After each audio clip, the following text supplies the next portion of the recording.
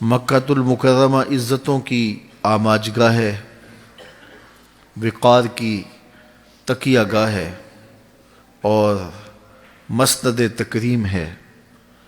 یہ ام القریٰ ہے، شہروں کی ماں ہے۔ اس شہر کو یہ عزت، یہ تکریم، یہ وقار کیوں نصیب ہوا؟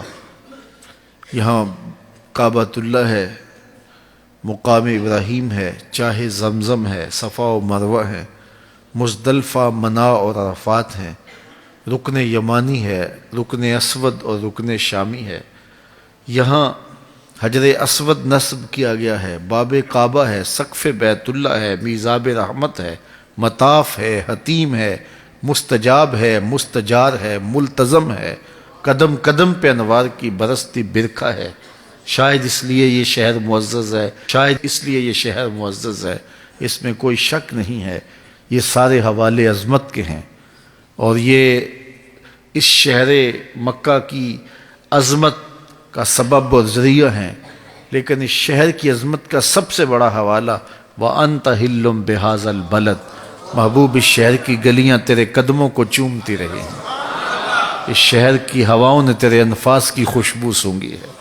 اس لیے مجھے شہر کی قسم کہ شہر میں تم رہتے ہو، یہ شہر تمہارا بسیرا رہا ہے، محبوب اس شہر میں تمہارے ڈیرے ہیں، اس لیے مجھے شہر کی قسم کہ یہاں آپ رہتے ہیں۔ تو شہر مکہ کی قسم کی، اور شہر مکہ عزتوں کا بہت بڑا ظرف ہوا۔ تو شہر مدینہ شہر خوباں، شہر جمال، شہر نور، شہر رحمت، مدینہ المنورہ عزتوں کی آماجگاہ اس لیے بنا کہ یہاں حضور نے آ کے ڈیرا لگایا، اور ان کے وجود کی برکت سے یہ شہر عزت کے اس مقام پہ پہنچا کہ دنیا کا کوئی شہر اس کی عظمتوں کو چھو نہیں سکتا، اس لیے کہ اس شہر کو نسبت ہے رسول کریم صلی اللہ علیہ وسلم سے۔ 8 ہجری میں مکہ فتح ہو گیا، اور حضور فتح مکہ کے بعد واپس مکے پلٹ جاتے۔ میاں جس وجہ سے میں آیا تھا وہ وجہ ہٹ گئی ہے، اب مکہ فتح ہو گیا ہے تو میں واپس چلتا ہوں، لیکن نہیں، حضور علیہ السلام رک گئے، اور آقا کریم علیہ السلام نے ہمیشہ اس شہر کے ساتھ وفا کا جو ربط و رشتہ تھا وہ نبھایا، حتیٰ کہ حضور کی تربت نور اور حضور کی قبر انور بھی اس شہر منور میں بنی۔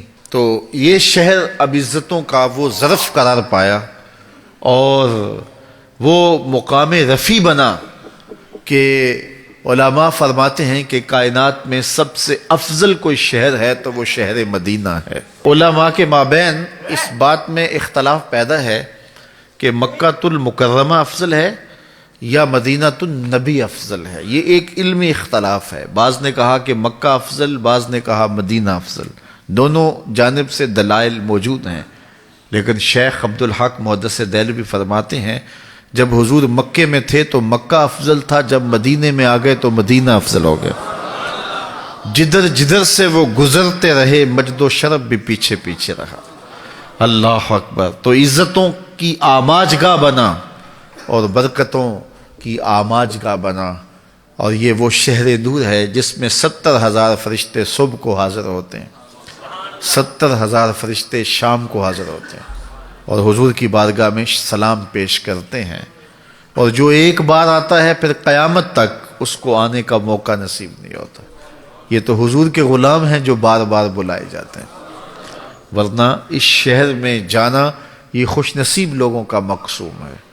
اور حضرت امام مالک کا مسلک دیکھیے، امام شافعی، امام احمد بن حنبل اور امام اعظم ابو حنیفہ علیہم الرضوان فرماتے ہیں کہ اگر کوئی شخص حضور کے روضے پہ جائے تو واپس آ کے کہے کہ میں حضور کے روضے سے ہو کے آیا ہوں، اور جا رہا ہو تو کہے کہ میں حضور علیہ السلام کے روضے پہ حاضری کے لیے جا رہا ہوں۔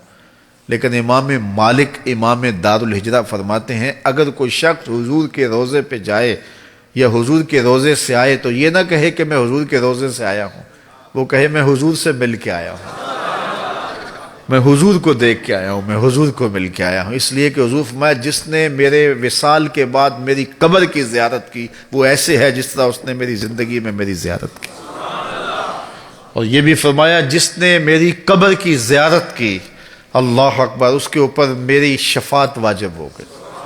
من زار قبری واجبت لہو شفاعتی، اس کے اوپر میری شفاعت لازم ہو گئی۔ تو اس قبر نور کو دیکھنے سے حضور کی شفاعت کا بندہ حقدار بن جاتا ہے اور اللہ کی خاص رحمتوں سے مالا مال کر دیا جاتا ہے۔ تو یہ شہر نور عقیدتوں کا مرکز ہے، یہاں سائلوں کی جھولی بھرتی ہے۔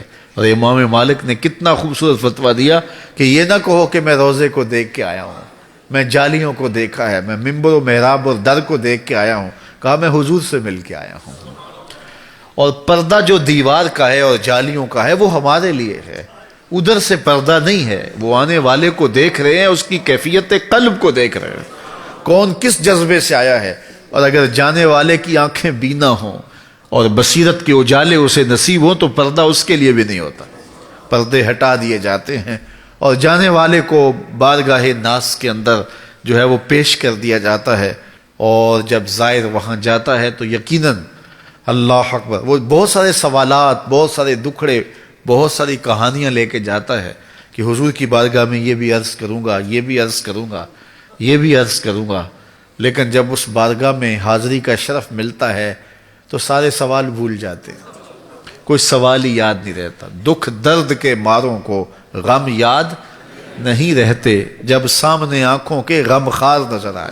اللہ مجھے آپ کو بار بار اپنے اور اپنے محبوب کے در کی با ادب حاضری نصیب فرمائے۔